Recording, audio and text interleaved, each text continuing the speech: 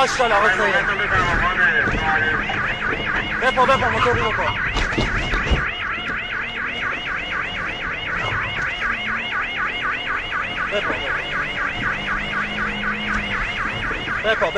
بپا سید.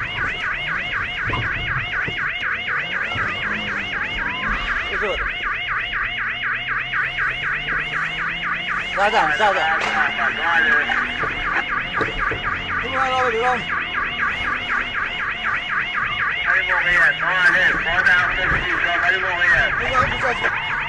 تو همون خیابانه صاحب زمان کوچه بس کوچه میکنیم بعد از ما هم تیراندازی داشتیم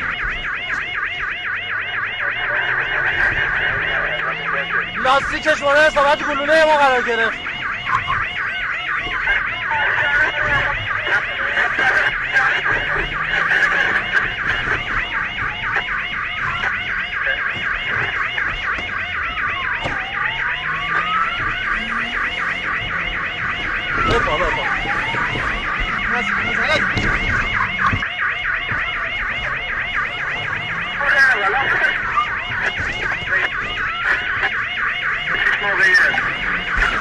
کوچه بعد کوچه خیابان صاحب زمان لاستیک عقب و جلوش مورد اصابت گلوله قرار گرفت خیابان مسلمی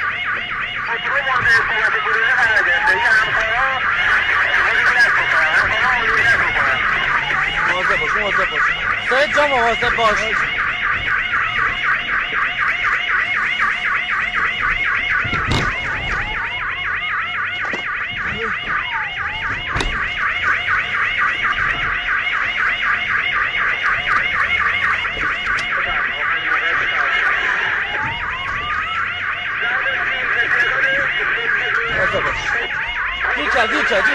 گیر کرد